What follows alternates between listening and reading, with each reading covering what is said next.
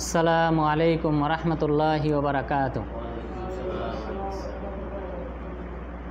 নাহমাদুহু ওয়া নুসাল্লি আলা রাসূলিহিল কারীম, আম্মা বা'দ। আউযু বিল্লাহি মিনাশ শাইতানির রাজীম।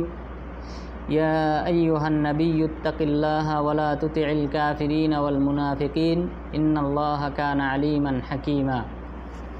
সমস্ত প্রশংসা, সমস্ত গুণগান মহান রব্বুল আলামিনের জন্যে, যিনি আমাদেরকে এই কোরআনের তাফসিরের দার্সে উপস্থিত হওয়ার তৌফিক দান করেছেন। সেই মহান রব্বুল আলামিনের দরগাহে জানাই লাখো কোটি সুজুদ ও শুকরিয়া, আলহামদুলিল্লাহ। দুরুদ ও সালাম বর্ষিত হোক মানবতার মুক্তির দূত মুহাম্মদ সাল্লাল্লাহু আলাইহি ওয়াসাল্লামের উপর। আজকে আমাদের নতুন একটি সূরা আলোচনা করা হবে, তা হলো সূরাতুল আহজাব। সূরা আহজাব এটা মদিনাতে অবতীর্ণ হয়েছে। আর সূরা আহজাব মানে হলো বহুজাতিক দল। আহজাব মানে হিজবুন মানে দল, এটার বহুবচন হলো আহজাব, অর্থাৎ অনেকগুলি দল। এটা মূলত খন্দক যুদ্ধ সম্পর্কে অবতীর্ণ হয়েছে। খন্দক যুদ্ধকে গজওয়াতুল আহজাব বলা হয়, অর্থাৎ বহু দলের অংশগ্রহণে যে যুদ্ধটা হয়। অর্থাৎ কাফেররা তারা মক্কার কুরাইশ এবং সেই সাথে যে সকল বেদুইন কাফের ছিল, মুশরিক ছিল, তাদেরকে নিয়ে এবং সেই সাথে মদিনায় যে সকল ইহুদি ছিল তাদেরকে নিয়ে, অর্থাৎ এই সকল বাহিনী নিয়ে তারা মদিনা ঘেরাও করেছিল। তো এটা ছিল খন্দক যুদ্ধ ৫ম হিজরিতে। তো এটাকে গজওয়াতুল খন্দক বলা হয়, খন্দক যুদ্ধ অথবা গজওয়াতুল আহজাব। অনেকগুলো শত্রু বাহিনীর সম্মিলিত যুদ্ধ। তো এটা হয়েছিল ৫ম হিজরিতে। তো এই যুদ্ধে রাসূল সাল্লাল্লাহু আলাইহি ওয়াসাল্লাম খন্দক তথা পরিখা খনন করেছিলেন। ১০ হাত চওড়া বিশিষ্ট আর প্রায় ৩ কিলোমিটার দাউদিয়া যে ইশারা, ওইখান থেকে শুরু করে ওই পাহাড়ের পাদদেশ দিয়ে ওই দিক থেকে এখানে ইশারা সালামের যে ইশারাটা বন্ধ, এর পাশে একটা ছোট একটা টিলা আছে বাম সাইডে, যে হারামের দিক গেলে বাম সাইডে একটা টিলা আছে। এই টিলা পর্যন্ত দাউদিয়া ইশারা থেকে নিয়ে এই টিলা পর্যন্ত এই প্রায় ৩ কিলোমিটারের মতো জায়গা নিয়ে পরিখাটা খনন করা হয়েছিল। তো এই যুদ্ধ সম্পর্কে এই সূরাতে আলোচনা করা হয়েছে এবং সেই সাথে আলোচনা করা হয়েছে মুনাফিকদের স্বভাব, মুনাফিকরা কী আচরণ করেছিল ওই সময়ে, সেই বিষয়টাও তুলে ধরা হয়েছে। প্রথমত মহান রব্বুল আলামিন বলেন, ইয়া আইয়ুহান নাবিয়্যুত্তাকিল্লাহ, হে নবী আপনি আল্লাহ তাআলাকে ভয় করেন, ওয়ালা তুতি'ল কাফিরিনা ওয়াল মুনাফিকিন, আপনি কাফের এবং মুনাফিকদের আনুগত্য করবেন না। তাহলে আল্লাহ তাআলা রাসূল সাল্লাল্লাহু আলাইহি ওয়াসাল্লামকে, তার প্রিয় নবীকে, প্রিয় ব্যক্তিকে বলতেছেন ইত্তাকিল্লাহ, তুমি আল্লাহকে ভয় করো। তাহলে আমরা সাধারণ যারা, আমাদেরকে আরও বেশি আল্লাহ তাআলাকে ভয় করতে হবে। তিনি সর্বদা আল্লাহ তাআলার আনুগত্য করতেন, নির্দেশ পালন করে চলতেন। এরপরেও আল্লাহ তাআলা তাকে বলছেন ইত্তাকিল্লাহ, তুমি আল্লাহ তাআলাকে ভয় করো। ইন্নাল্লাহা কানা আলীমান হাকীমা, নিশ্চয়ই আল্লাহ তাআলা সর্বজ্ঞ এবং বিজ্ঞ, তিনি জ্ঞানী এবং বিজ্ঞ। ওয়াত্তাবি' মা ইউহা ইলাইকা মির রাব্বিক, আপনি অনুসরণ করেন আপনার রবের পক্ষ থেকে যা অবতীর্ণ করা হয় তা আপনি অনুসরণ করুন। ইন্নাল্লাহা কানা বিমা তা'মালুনা খবীরা, নিশ্চয়ই আল্লাহ তাআলা জানেন তোমরা যা করো, তোমাদের কৃতকর্ম সম্পর্কে আল্লাহ তাআলা অবহিত আছেন। তাহলে আনুগত্য করতে হবে, অনুসরণ করতে হবে আল্লাহ তাআলার বাণীকে। মা ইউহা ইলাইক, আপনার রবের পক্ষ থেকে যা ওহী করা হয়। আল্লাহ তাআলার পক্ষ থেকে কিন্তু কোরআনটাও যেমন ওহী করা হয়, এর অনুরূপভাবে হাদিসও ওহী করা হয়েছে। তাহলে রাসূল সাল্লাল্লাহু আলাইহি ওয়াসাল্লামের কাছে কোরআন অবতীর্ণ হয়েছে যেভাবে, অনুরূপভাবে হাদিসও অবতীর্ণ হয়েছে। জিবরিল আলাইহিস সালাম কোরআন নিয়ে আসতেন, অনুরূপভাবে হাদিস নিয়েও আসতেন রাসূল সাল্লাল্লাহু আলাইহি ওয়াসাল্লামের কাছে। এগুলির অনেকগুলি উদাহরণ রয়েছে যে জিবরিল আলাইহিস সালাম তিনি বিশেষ করে হাদিসে কুদসি যত আছে যে কল আল্লাহ তাআলা, মানে রাসূল সাল্লাল্লাহু আলাইহি ওয়াসাল্লাম বলেছেন, এরপরে আল্লাহ তাআলা বলেছেন। তো হাদিসে কুদসি যেগুলা সবগুলা বোঝা যায় যে এটা আল্লাহ তাআলার বাণী, আল্লাহ তাআলার পক্ষ থেকে এসেছে। এছাড়াও আল্লাহ তাআলা বলেছেন ওমা ইয়ানতিকু আনিল হাওয়া, তিনি নিজে থেকে কোনো কিছু বলেন না, প্রবৃত্তির অনুসরণ করে কোনো কথা বলেন না। তিনি বলেন ইন হুয়া ইল্লা ওয়াহয়ু ইউহা, যা কিছু তার কাছে ওহী করা হয়, প্রত্যাদেশ দেওয়া হয়, সেটাই তিনি বলেন। তাহলে ওহীটা দুই প্রকার হয়, একটা হলো যেটা কোরআন আল্লাহর বাণী কালামুল্লাহ, যেটা আমরা পাঠ করি এবং এর বিনিময়ে 10টি করে সওয়াব দেওয়া হয় প্রতিটা হরফে। আরেক প্রকার হলো যা পাঠ করা হয় না কিন্তু অধ্যয়ন করা হয়, লেখাপড়া করা হয়, শিক্ষা করা হয়, আর এটার বিনিময়ে আলাদা সওয়াব দেওয়া হয়, অর্থাৎ নির্দিষ্ট কোনো সওয়াব না, বরং আল্লাহ তাআলা তার ইচ্ছা অনুযায়ী সওয়াব দান করে। তাহলে এটাই হলো পার্থক্য। কিন্তু বিধান দেওয়ার ক্ষেত্রে, শরীয়ত প্রণয়ন করার ক্ষেত্রে কোনো পার্থক্য নেই। হাদিস দ্বারাও শরীয়ত প্রণয়ন হয় এবং কোরআন দ্বারাও শরীয়ত প্রণয়ন হয়, অর্থাৎ উভয়টার মাঝে শরীয়ত প্রণয়নের ক্ষেত্রে কোনো বিধিবিধান দেওয়ার ক্ষেত্রে কোনো পার্থক্য নেই। এ কারণে রাসূল সাল্লাল্লাহু আলাইহি ওয়াসাল্লাম গাধা খাওয়া, গৃহপালিত গাধা খাওয়া হারাম করেছেন, যেটা কোরআনে উল্লেখ নাই। এরপর ফুফুকে যদি কেউ বিয়ে করে থাকে তাহলে ভাতিজি, অর্থাৎ ওই ফুফুর ভাতিজিকে একসাথে বিয়ে করা নাজায়েজ বলেছেন, অর্থাৎ এটা কিন্তু কোরআনে নাই। আশা করি বুঝতে পেরেছেন। যদি ফুফুকে কেউ বিবাহ করে তাহলে এই ফুফুর যে ভাতিজি আছে সেই ভাতিজিকে একসাথে কোনো পুরুষ বিয়ে করতে পারবে না। এটা রাসূল সাল্লাল্লাহু আলাইহি ওয়াসাল্লাম হারাম করেছেন, এটা কোরআনে উল্লেখ হয় নাই। তো এইভাবে অনেকগুলি বিধান রাসূল সাল্লাল্লাহু আলাইহি ওয়াসাল্লাম হারাম করেছেন, কিন্তু সেটা কোরআনে উল্লেখ হয় নাই। তাহলে শরীয়ত প্রণয়নের ক্ষেত্রে কোনো পার্থক্য নেই, পার্থক্য শুধু তিলাওয়াত করার ক্ষেত্রে। এরপর আল্লাহ তাআলা বললেন ও তাওয়াক্কাল আলাল্লাহ, আপনি আল্লাহ তাআলার উপর ভরসা করেন, ওয়া কাফা বিল্লাহি ওয়াকিলা, আল্লাহ তাআলাই আপনার জন্য অভিভাবক হিসেবে যথেষ্ট হবেন। এখানে ভরসা করা অর্থ হলো সাবাব গ্রহণ করার পর, অর্থাৎ কাজ করার পর তারপর আল্লাহ তাআলার উপর ভরসা করতে হবে। কাজ না করে আল্লাহ তাআলার উপর ভরসা করা যাবে না, ওইটাকে তাওয়াকুল বলা হয় তথা অলসতা। মা জাআলাল্লাহু লিরাজুলিম মিন কলবাইনি ফি জাওফি, আল্লাহ তাআলা কোনো ব্যক্তির শরীরে তার বডিতে দুইটা অন্তর দান করেন নাই। অর্থাৎ মক্কার কুরাইশরা বলতো যে রাসূল সাল্লাল্লাহু আলাইহি ওয়াসাল্লাম যে বিভিন্ন নতুন নতুন কথা বলতেছেন, অর্থাৎ নতুন নতুন ওহী আসতেছে, তারা তো এটা মানতো না যে এটা আল্লাহ তাআলার পক্ষ থেকে এসেছে।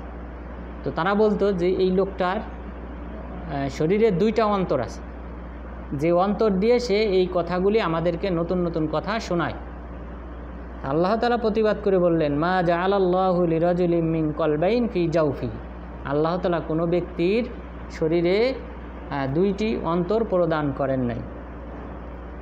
অর্থাৎ কারণ সবাইকে আল্লাহ তাআলা কয়টা অন্তর দিয়েছেন? একটা। এটা হলো অপবাদ, আল্লাহ তাআলা সৃষ্টির ব্যাপারে না জেনে অপবাদ। আল্লাহ তাআলা একটা অন্তর দিয়ে সৃষ্টি করেছেন। এরপরে বলতেছেন ওয়ামা জাআলা আজওয়াজাকুমুল্লাঈ তুজাহিরুনা মিনহুন্না উম্মাহাতিকুম, এবং আল্লাহ তাআলা তোমাদের যে সকল স্ত্রীদের সাথে তোমরা জিহার করো তাদেরকে তোমাদের জননী বানান নাই, মা বানান নাই। অর্থাৎ অনেকে আছে জিহার বলা হয় কাকে? জিহার বলা হয় যে কোনো ব্যক্তি তার স্ত্রীকে বলবে আংতি আলাইয়া কাজহরে উম্মি, তুমি আমার জন্যে আমার মায়ের পিঠের মতো বা মায়ের মতো।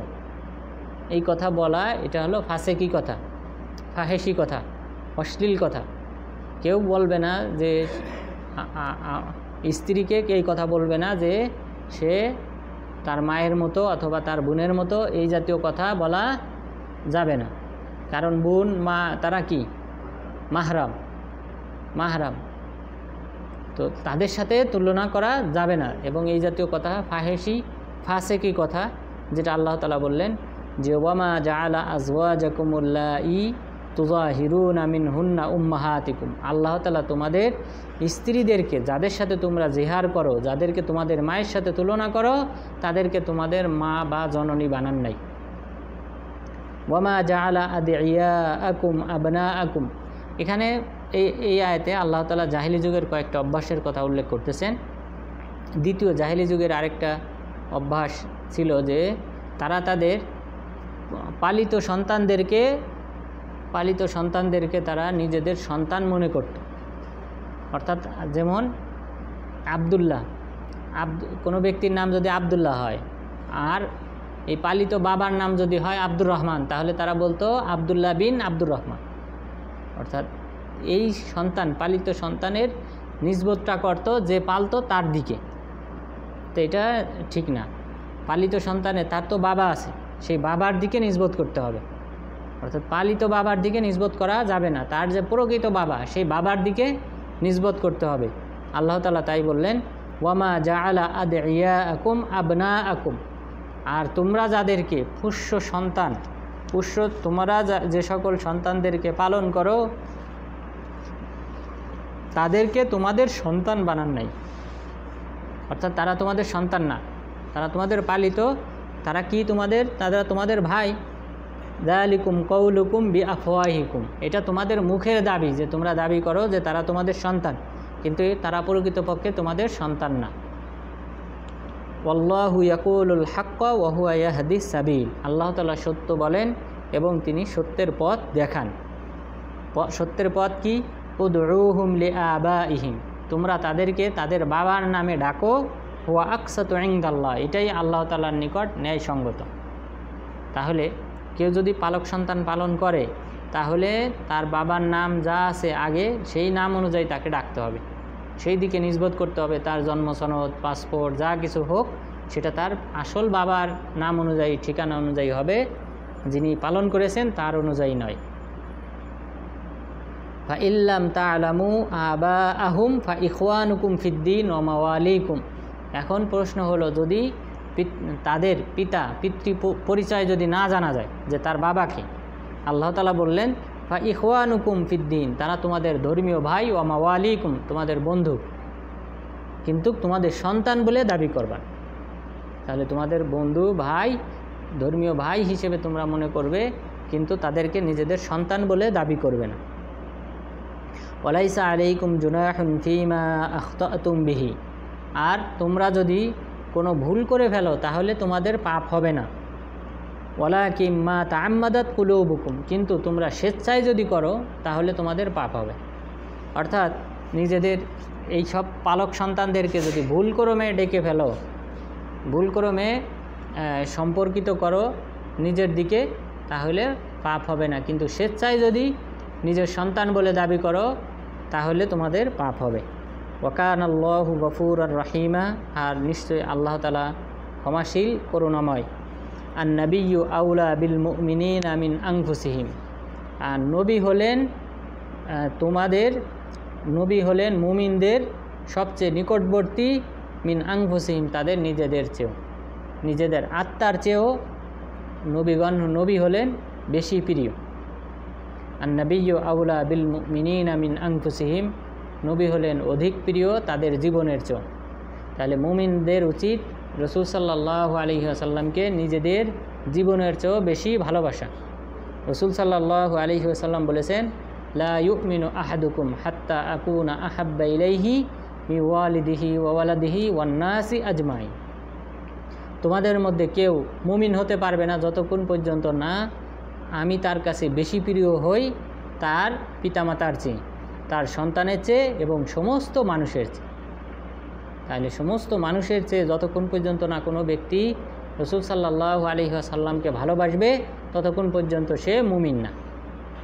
আল্লাহ তাআলা সেই কথাই বললেন, আন নাবিয়্যু আউলা বিল মুমিনিনা মিন আনফুসিহিম। নবী হলেন অধিক প্রিয় মুমিনদের জীবনের চেয়ে। ওয়া আজওয়াজুহু উম্মাহাতুহুম। আর তার যে স্ত্রীগণ রয়েছেন, রমণীগণ রয়েছেন, তারা হলো তাদের মা, তাদের জননী, মায়ের মতো বলা হয়েছে স্ত্রীদেরকে, রাসূল সাল্লাল্লাহু আলাইহি ওয়াসাল্লামের স্ত্রীদেরকে। এই কারণে রাসূল সাল্লাল্লাহু আলাইহি ওয়াসাল্লাম মারা যাওয়ার পর তার স্ত্রীদের কোনো বিবাহ হয় নাই, কারণ তারা হলেন মুমিনদের জন্যে মা স্বরূপ। মা যেমন মাহরাম, বিবাহ করা হারাম, অনুরূপ রাসূল সাল্লাল্লাহু আলাইহি ওয়াসাল্লামের স্ত্রীরা তারা দুনিয়াতেও স্ত্রী, পরকালেও রাসূল সাল্লাল্লাহু আলাইহি ওয়াসাল্লামের স্ত্রী হিসেবে থাকবেন। ওয়া উলুল আরহামি বা'দুহুম আওলা বিবা'দিন ফি কিতাবিল্লাহি মিনাল মুমিনিনা ওয়াল মুহাজিরিন। আর নিকটাত্মীয়রা তারা হলো আওলা, অধিক অগ্রাধিকারপূর্ণ আল্লাহ তাআলার কিতাবে মুমিন এবং মুহাজিরদের চেয়েও। অর্থাৎ মিরাসের ক্ষেত্রে আপনারা জানেন, মিরাস যে সম্পদ, মানুষ মারা গেলে যে সম্পদ রেখে যায়, এই সম্পদ বন্টনের ক্ষেত্রে ইসলামের প্রথম যুগে নিয়ম ছিল যে যাদেরকে বন্ধু বানাবে, জাহিলি যুগের নিয়ম ছিল যে কাউকে বন্ধু দাবি করলে, ভাই দাবি করলে তাকেও মিরাসের বন্টন দিত, ভাগ দিত। তো মদিনাতে যখন সাহাবাগণ হিজরত করে মক্কা থেকে মদিনায় আসলেন, তখন আনসার সাহাবীরা তারাও তাদের যে সম্পত্তি আছে সেই সম্পত্তির একটা অংশ এই মুহাজির হিজরতকারী সাহাবাদেরকে দিতেন। আল্লাহ তাআলা এটা মানসুখ করে দিলেন, যে এই আইন বাতিল, রহিত করে দিলেন। এরপর আয়াত অবতীর্ণ করলেন, ওয়া উলুল আরহামি বা'দুহুম আওলা বিবা'দিন ফি কিতাবিল্লাহ মিনাল মুমিনিনা ওয়াল মুহাজিরিন। যে নিকটাত্মীয়রাই বেশি হকদার আল্লাহ তাআলার কিতাবে মুমিন এবং মুহাজিরদের চেয়েও। অর্থাৎ মুমিন মুহাজির এদের চেয়েও বেশি হকদার হলো সম্পত্তির ক্ষেত্রে তাদের নিকটাত্মীয়রা, বাবা মা, স্ত্রী, ছেলে মেয়ে, এরাই হলো বেশি হকদার সম্পত্তি পাওয়ার। ইল্লা আন তাফআলু ইলা আউলিয়াইকুম মা'রুফা, তবে তোমরা যদি তোমাদের এই সকল বন্ধুদের সাথে ভালো আচরণ করো, কোনো কিছু দান করো, তাহলে নিষেধ নাই। তাহলে যদি কেউ ওসিয়ত করতে পারে 3 ভাগের 1 ভাগ, সর্বোচ্চ আপনি যদি এরকম কাউকে ভাই দাবি করে থাকেন, মিরাজ দিতে মন চায়, তাহলে তার জন্য আপনি ওসিয়ত করে যেতে পারেন যে তাকে আমার সম্পত্তি 3 ভাগের 1 ভাগ দেওয়া যাবে, কিন্তু বাকি যে সম্পত্তি আছে 2 ভাগ, এটা অবশ্যই ওয়ারিসরা পাবে। মারা যাওয়ার পরে যে সকল ওয়ারিস আছে এদেরকে দিতে হবে। এটা আপনি তাদেরকে মাহরুম করতে পারবেন না। অর্থাৎ আপনি নিজের স্ত্রী, ছেলে মেয়ে, ওয়ারিস, বাবা, দাদা, অথবা আপনার কোনো সন্তান নাই, আপনার কোনো ছেলে মেয়ে হয় নাই, আপনি চিন্তা করছেন আমি মারা গেলে আমার সম্পত্তি আমার ভাইরা পাবে, ভাতিজারা পাবে, তো এদেরকে না দিয়ে আপনি একজন আপনার স্ত্রীর আত্মীয়কে লিখে দিলেন, এটা জায়েজ নেই। কারণ আপনার যে নিকটবর্তী আত্মীয়, আপনার রক্তের যে আত্মীয়, তারাই হলো বেশি হকদার। তো আপনি যদি এতটুকু ইসলামে সুযোগ রাখা হয়েছে যে আপনি 3 ভাগের 1 ভাগ সর্বোচ্চ আপনি কি করতে পারবেন, দান করতে পারবেন, ওসিয়ত করে যেতে পারবেন। কার জন্যে? যে ওয়ারিস হবে না, মিরাজ পাবে না। আপনি যে ব্যক্তি মিরাজ পাবে না তার জন্য ওসিয়ত, লা ওয়াসিয়াতা লি ওয়ারিস। রাসূল সাল্লাল্লাহু আলাইহি ওয়াসাল্লাম বলেছেন, যারা মিরাজ পায় তাদের জন্যে ওসিয়ত নেই। অর্থাৎ আপনি মারা গেলে সাধারণত আপনার স্ত্রী, পিতামাতা যদি জীবিত থাকে, তারা স্ত্রী, ছেলে মেয়ে এরাই মিরাজ পায়।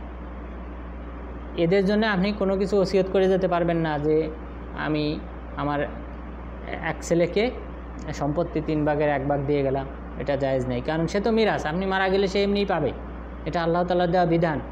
তার জন্য আপনি ওসিয়ত করতে পারবেন। ওসিয়ত করতে পারেন দূরের কোনো ব্যক্তি, আপনাদের গ্রামের কোনো এক ব্যক্তি গরিব, দরিদ্র, চলতে পারে না, ঘর নাই, জমি নাই, আপনি তার জন্য ওসিয়ত করতে পারবেন যে সে 3 ভাগের 1 ভাগ বা আরও কম 5 কাঠা 10 কাঠা সম্পত্তি নিতে পারবে। তাহলে ওসিয়ত এটা আল্লাহ তাআলা জায়েজ রেখেছেন। তাহলে আগের যে বিধান ছিল যে তারা নিজেরা ওয়ারিশ বানাতো নিজেদের বন্ধুদেরকে, কিন্তু আল্লাহ তাআলা পরে এই আয়াত অবতীর্ণ করার মাধ্যমে ওই আগের মিরাজটা বাতিল করে দিলেন, আর তবে ওসিয়তটা জায়েজ রাখলেন। এরপরে আল্লাহ তাআলা বললেন, কানা যালিকা ফিল কিতাবি মাসতুরা, এটাই আল্লাহ তাআলার কিতাবে, এটাই লিপিবদ্ধ রয়েছে। এরপর আল্লাহ তাআলা বলতেছেন, ওয়া ইদ আখাযনা মিনান নাবিয়্যিনা মিসাকাহুম ওয়া মিনকা ওয়া মিন নূহি ওয়া ইব্রাহিম ওয়া মূসা ওয়া ঈসা ইবনে মারইয়াম ওয়া আখাযনা মিনহুম মিসাকান গালিযা। যে স্মরণ করো সেই সময়ের কথা যখন আমি নবীগণদের কাছ থেকে অঙ্গীকার নিয়েছিলাম এবং আপনার কাছ থেকেও অঙ্গীকার নিয়েছিলাম, ইব্রাহিম আলাইসাল্লামের কাছ থেকে, মুসা আলাইসাল্লাম, ঈসা আলাইসাল্লাম, এদের সবার কাছ থেকে আমি যখন অঙ্গীকার নিয়েছিলাম এবং ওয়াখাযনা মিনহুম মিসাকান গালিযা, একটি শক্তিশালী একটা অঙ্গীকারনামা আমি তাদের কাছ থেকে নিয়েছিলাম, লিয়াস আলা সাদিকিন আন সিদকিহিম, যেন তিনি জিজ্ঞাসা করতে পারেন সত্যবাদীদেরকে সত্যতা সম্পর্কে, ও আ'আদ্দা লিল কাফিরিন আযাবান আলিমা, এবং তিনি কাফেরদের জন্য যন্ত্রণাদায়ক শাস্তি প্রস্তুত করে রেখেছেন।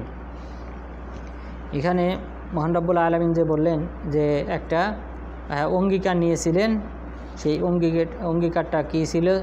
আল কিয়াম বিদিনিল্লাহ ওয়াল জিহাদ ফি সাবিলিল্লাহ, অর্থাৎ আল্লাহ তাআলার দেওয়া যে বিধিবিধান আছে এই বিধিবিধানকে সমুন্নত রাখা এবং আল্লাহর রাস্তায় সংগ্রাম করা, যুদ্ধ করার মাধ্যমে এই দিনকে প্রতিষ্ঠা করার প্রতিশ্রুতি আমি এই সকল নবীগণের কাছ থেকে নিয়েছিলাম। এরপর আল্লাহ তাআলা বলতেছেন, ইয়া আইয়ুহাল্লাযীনা আমানু যকুরু নি'মাতাল্লাহি আলাইকুম ইয জাআতকুম জুনুদুম ফাআরসালনা আলাইহিম রিহা। এখন এই যে আমাদের সূরার যে নাম, খন্দক যুদ্ধ সম্পর্কে আহজাব, সেই আহজাব সম্পর্কে আল্লাহ তাআলা আয়াত অবতীর্ণ করেছেন। এই খন্দক যুদ্ধের ঘটনা বর্ণনা করতেছেন যে, হে মুমিনগণ, তোমরা আল্লাহ তাআলার নিয়ামতকে স্মরণ করো যখন তোমাদের কাছে এসেছিল চতুর্দিক থেকে জুনুদুন, সৈন্যবাহিনী, ফাআরসালনা আলাইহিম রিহান ওয়া জুনুদাল লাম তারাউহা, যখন তারা তোমাদের কাছে এসেছিল, সৈন্যবাহিনী, শত্রুবাহিনী যখন তোমাদের কাছে এসেছিল, তখন আমি তাদের উপর ঝঞ্ঝাবায়ু প্রেরণ করেছিলাম এবং এমন সৈন্যবাহিনী প্রেরণ করেছিলাম যাদেরকে তোমরা দেখতে পাও নাই, অর্থাৎ ফেরেশতাগণ। তাহলে খন্দক যুদ্ধের ঘটনা হলো, তারা মক্কার কুরাইশরা প্রায় 10,000 বাহিনী সৈন্য নিয়ে তারা উপস্থিত হয় এই যে পরীক্ষা খনন করা হয়েছিল এর অপর পাশে তারা অবস্থান করার পর তারা 1 মাস যাবৎ চেষ্টা করে এটা অতিক্রম করে চলে আসার, মদিনায় প্রবেশ করার। তো ওই সময় তাদের সৈন্য সংখ্যা ছিল 10,000, আর পুরো মদিনাতে স্ত্রী, ছেলে মেয়ে, ছোটো বাচ্চা সব মিলে ছিল 3,000। তো এত বড় বাহিনীকে মোকাবেলা করা, প্রতিহত করাটা, এটা কিন্তু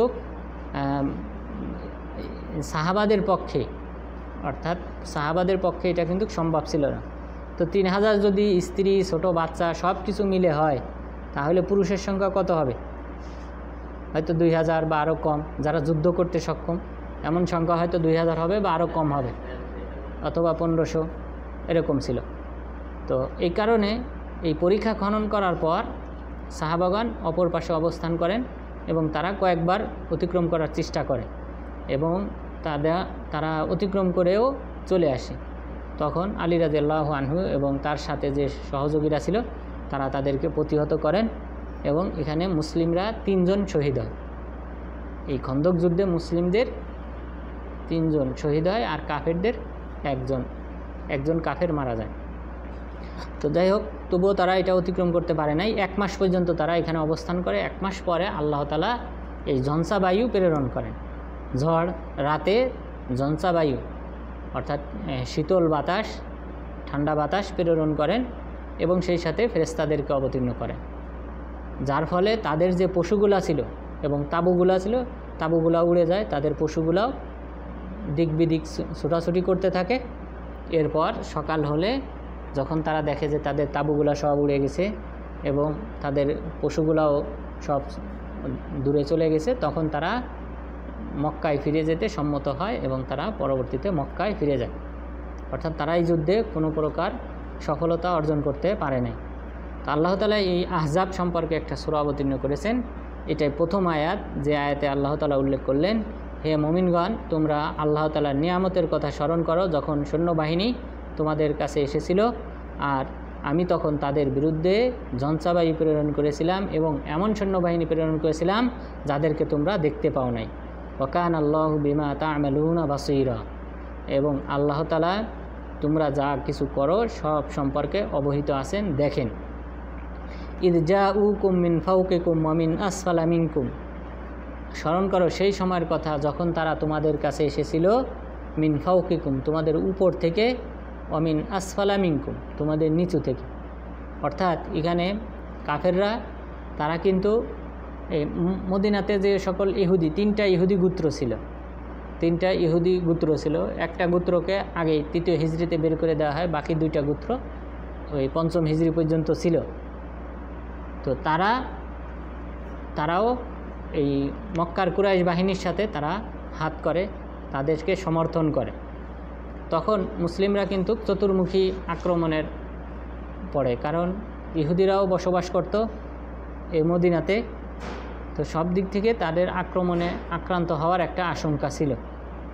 এই কারণে আল্লাহ তাআলা বললেন যে তারা তোমাদের কাছে এসেছিল তোমাদের উপর থেকে, তোমাদের নিচ থেকে, ওয়া ইযাগাতিল আবসার ওয়া বালাগাতিল কুলুবুল হানাজির, এবং যখন তোমাদের চক্ষু স্থবির হয়ে গিয়েছিল এবং তোমাদের অন্তর,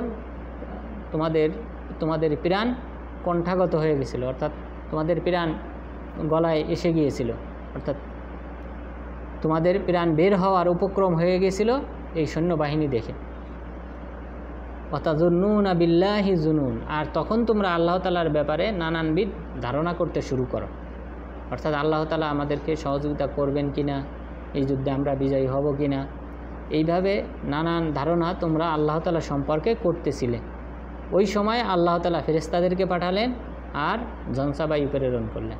সুতরাং তোমরা এই নিয়ামতের কথা স্মরণ করো। হুনালিকা বুতুলিয়াল মুমিনুনা ওয়া যুলজিলু জিলজালান শাদীদা, আর ওই সময় এই যুদ্ধের ময়দানে, খন্দক যুদ্ধের সময়, উবতুলিয়াল মুমিনুন, মুমিনদেরকে পরীক্ষা করা হয়েছিল, ওয়া যুলজিলু জিলজালান শাদীদা, এবং তারা ভীষণভাবে প্রকম্পিত হয়েছিল। অর্থাৎ ওই সময় ভয় কাজ করত এবং ওই সময় অত্যন্ত উত্তপ্ত ছিল, খাবারের সংকট ছিল সাহাবাদের। তাহলে খাবার এবং সেই সাথে উত্তপ্ততা এবং সেই সাথে বিশাল শত্রু বাহিনীর ভয়, আতঙ্ক, এগুলি কাজ করতেছিল। তাই আল্লাহ তাআলা বললেন ওই সময় মুমিনদেরকে পরীক্ষায় ফেলা হয়েছিল এবং তাদের আত্মা প্রাণ কণ্ঠাগত হয়ে গিয়েছিল। আর এই সময় আরও একটা সমস্যা দেখা দিল। তো মদিনাবাসী তো যারা ছিল তারা তো সবাই আউস এবং খাজরাজ গোত্রের। তো এই আউস খাজরাজ গোত্রের মধ্যে আবার কিছু ছিল মুনাফিক। এই মুনাফিক বলা হয় যারা প্রকাশ্যে মুখে লা ইলাহা ইল্লাল্লাহ, আশহাদু আল্লা ইলাহা ইল্লাল্লাহ ওয়া আন্না মুহাম্মাদুর রাসূলুল্লাহ এটা স্বীকার করে যে আল্লাহ ব্যতীত সত্য কোনো মাবুদ নাই আর মুহাম্মদ সাল্লাল্লাহু আলাইহি সাল্লাম হলেন আল্লাহর রসুল, এটা স্বীকৃতি দেয় মুখে, কিন্তু অন্তরে অস্বীকার করে, আল্লাহ তাআলাকে মানে না, রসুল সাল্লাল্লাহু আলাইহি সাল্লামকে নবী হিসেবে মানে না। এরা হলো মুনাফিক। এরকম মুনাফিক ছিল মদিনাতে আব্দুল্লাহ ইবনে সালুলের নেতৃত্বে। তো এই মুনাফিকরা কি করলো? ওয়াইদ ইয়াকুলুল মুনাফিকুনা ওয়াল্লাযীনা ফি কুলুবিহিম মারাদ মা ওয়া'আদানাল্লাহু ওয়া রাসূলুহু ইল্লা গুরুরা, যে মুনাফিকরা এবং যাদের অন্তরে ব্যাধি রয়েছে তারা বলল যে আল্লাহ তাআলা আমাদেরকে যে প্রতিশ্রুতি দিয়েছেন তা শুধুমাত্র ধোঁকা ব্যতীত কিছুই নয়। অর্থাৎ আল্লাহ তাআলা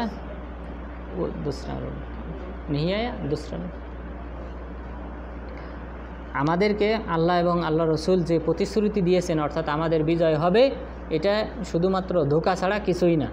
ওয়াইদ ক্বালাত তাইফাতুম মিনহুম ইয়া আহলা ইয়াসরিব লা মুকামা লাকুম, স্মরণ করো সেই সময়ের কথা যখন তাদের মধ্য থেকে একটি দল বলতে শুরু করলো, হে ইয়াসরিবের অধিবাসী, হে ইয়াসরিব হলো মদিনার একটা নাম, ইয়াসরিব আল মাদিনা মুনাওয়ারা তাইবা, আর একটা হলো ইয়াসরিব, এই তিনটা নাম, মদিনা, ইয়াসরিব, তাইবা। তো ইয়াসরিব, হে ইয়াসরিবের অধিবাসী, মুনাফিকরা বলতেছে লা মুকামা লাকুম, এখানে তোমাদের অবস্থান করার কোনো অধিকার নেই। অর্থাৎ তারা এটা বলতেছে এই যুদ্ধের ময়দানে এসে যে তোমরা এখানে অবস্থান করো না, ফারজিউ, তোমরা ফিরে যাও তোমাদের বাড়ি। মুনাফিকদের মধ্যে অনেকেই এসে রসুল সাল্লাল্লাহু আলাইহি ওয়াসাল্লামের কাছে এসে অনেকে অনুমতি নিল যে আল্লাহ রসুল, আমি আশঙ্কা করি যে বাড়িঘর সব তো ফেলে এসেছি, তো হতে পারে কাফেররা আমাদের উপর আক্রমণ করতে পারে অন্য সাইড থেকে, তো অনুমতি দেন, আমি বাড়ি ফিরে যাব। তো এইভাবে যদি আব্দুল্লাহ ইবনে উবাই ইবনে সালুলের নেতৃত্বে যে প্রায় 300 জনের মতো মুনাফিক ছিল ওই সময়, প্রায় 300 জন। তো এই 1500 থেকে যদি 300 যদি চলে যায় তো একটা বিরাট একটা সংখ্যা। এরা চলে গেলে যারা একটু দুর্বল ইমানদার তাদের মনেও আবার তাদের মনোবলও আবার ক্ষীণ হয়ে যাবে। তো তারা কি শুরু করলো, তারা বলল যে আল্লাহ রাসূল আমাদের অনুমতি দেন বাড়িতে ফিরে যাওয়ার। এইভাবে অনেকে অনুমতি নিতে শুরু করলো, আবার অনেকে চলে গেল। আল্লাহ তাআলা তাদের কথা উল্লেখ করলেন যে ফারজিউ, যে হে ইয়াসরিবের অধিবাসী তোমরা এখানে অবস্থান করো না, তোমরা ফিরে যাও। ওয়াস্তাআযিনু ফারিকুম মিনহুমুন নবী, তাদের মধ্যে একটা দল নবী সাল্লাল্লাহু আলাইহি ওয়াসাল্লামের কাছ থেকে অনুমতি নিল। ইয়াকুলুনা ইন্না বুয়ুতুনা আওরা, হে আল্লাহ রাসূল আমাদের বাড়িঘর তো উন্মুক্ত রয়েছে, খোলা রয়েছে। ওমা হিয়া বি আওরা, বাস্তবে সেটা উন্মুক্ত নয়। অর্থাৎ মহিলাদেরকে হাসান বিন সাবিত রাদিয়াল্লাহু আনহুর যে দুর্গ ছিল সেই দুর্গে রাখা হয়েছিল। তাহলে মহিলাদেরকে, মহিলা এবং ছোট বাচ্চা যারা, তাদের নিরাপত্তার কথা চিন্তা করে তাদেরকে রাখা হয়েছিল হাসান বিন সাবিত রাদিয়াল্লাহু আনহুর একটা দুর্গ ছিল, সেই দুর্গে রাখা হয়েছিল। অর্থাৎ তারাও সংরক্ষিত ছিল। কিন্তু মুনাফিকরা বলতেছে যে আল্লাহ রাসূল আমাদের বাড়িঘর উন্মুক্ত রয়েছে, আপনি অনুমতি দেন আমরা ফিরে যাই। আল্লাহ তাআলা তাদের মনের উদ্দেশ্য উল্লেখ করে বললেন ইউরিদুনা ইল্লা ফিরারা, তারা তো শুধুমাত্র পলায়ন করতে চায়।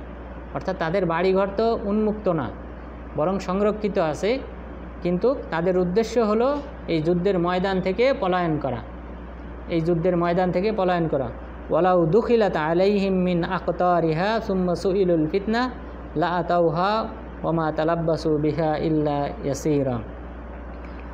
ওয়ালাউ দুখিলাত আলাইহিম মিন আকতারিহা সুম্মা সুইলুল ফিতনা, যদি তাদের কাছে আবদার করা হয়, তাদের কাছে আবদার করা হয় বিদ্রোহ করার, তাহলে তারা বিদ্রোহে লিপ্ত হবে। ওয়া মা তালাব্বাসু বিহা ইল্লা ইয়াসীরা, তারা এই বিদ্রোহ করতে কালক্ষেপণ করবে না। অর্থাৎ তাদের কাছে থেকে যদি বিদ্রোহ কামনা করা হয় এই মুনাফিকদের কাছ থেকে, তারা অর্থাৎ ইহুদিরা এবং সেই সাথে মক্কার কুরাইশরা, তারা যদি এদের কাছ থেকে, এই মুনাফিকদের কাছ থেকে বিদ্রোহ কামনা করে, তাহলে তারা কোনো প্রকার কালক্ষেপণ করা ছাড়াই বিদ্রোহ করবে মুমিনদের বিরুদ্ধে। ওয়ালাকাদ কানু আহাদুল্লাহ মিন ক্বাবলু লা ইউয়াল্লুনাল আদবার, অথচ তারা ইতিপূর্বে আল্লাহ এবং তার রসুলকে প্রতিশ্রুতি দিয়েছিল তারা যুদ্ধের ময়দান থেকে পলায়ন করবে না। ওয়া কানা আহদুল্লাহি মাসউলা, নিশ্চয়ই আল্লাহ তাআলার সাথে কৃত এই অঙ্গীকার সম্পর্কে জিজ্ঞাসা করা হবে।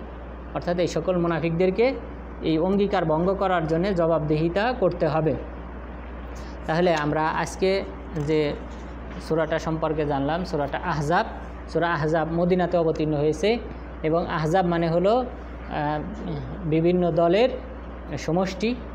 মক্কার কুরাইশরা তারা চেষ্টা করেছিল তাদের সাধ্য অনুযায়ী, যেহেতু তারা বদর যুদ্ধে পরাজিত হয়েছে, উহুদ যুদ্ধে তারা কিছুটা বিজয় হলেও সম্পূর্ণ বিজয় অর্জন করতে পারে নাই। এই কারণে ৫ম হিজরিতে তখন তারা চিন্তা করলো যে এইবার আমাদের চূড়ান্ত বিজয় দরকার মদিনাবাসীর উপর। কিন্তু তারা যখন আসার পর যখন পরীক্ষা খনন দেখলো যে সালমান ফারিসি রাদিয়াল্লাহু আনহু তিনি পরামর্শ দিয়েছিলেন যে আল্লাহ রাসূল আমাদের অঞ্চলে তথা পারস্যে, ওই সময় পারস্যের শাসকরা তারা এইভাবে পরীক্ষা খনন করে যুদ্ধ করত। তো বললেন, তখন তার পরামর্শ অনুযায়ী পরীক্ষাটা খনন করলেন যে রাস্তাটা দিয়ে এত বড় বাহিনী প্রবেশ করা সম্ভব সেই রাস্তাতে, অর্থাৎ পিছনের যে রাস্তা ছিল ওই রাস্তা দিয়ে প্রবেশ করার মতো তখন রাস্তা ছিল না। তো ওটা ছিল পাথর, কালো পাথর, ধারালো পাথর। এই পাথর দিয়ে ঘোড়া বা উট নিয়ে আসতে গেলে ওদের খুর আহত হবে, এই কারণে তারা ওই রাস্তা অবশ্যই ব্যবহার করবে না। এই চিন্তা করে রাসূল সাল্লাল্লাহু আলাইহি ওয়াসাল্লাম এই পরীক্ষাটা খনন করলেন। তখন তারা আসার পর হঠাৎ তাদের কাছে আগে থেকে কোনো খবর ছিল না যে এই পরীক্ষা খনন করা হয়েছে। তো এরপর এই যুদ্ধে হয়, যুদ্ধে কাফেরদের তারা কোনো প্রকার সফলতা ছাড়াই এখান থেকে ফিরে যায়। এই যুদ্ধে খালিদ বিন ওয়ালিদ, এই যুদ্ধের যে প্রভাবটা পড়ে সেটা হলো খালিদ বিন ওয়ালিদ তিনি ওই সময় কাফের ছিলেন। তিনি চিন্তা করলেন যে আমি যে কয়টা যুদ্ধে অংশগ্রহণ করেছি আমার পরাজয়ের কখনো হয় নাই, কিন্তু এই যুদ্ধে তিনি এই যুদ্ধের এই যে বিচক্ষণতা, এটা দেখে তিনি কিছুটা হতভম্ব হন এবং মক্কায় ফিরে যাওয়ার পর চিন্তা ভাবনা করেন এবং তিনি 6ষ্ঠ হিজরিতে ইসলাম গ্রহণ করেন। এটা ছিল তার একটা অন্যতম একটা কারণ।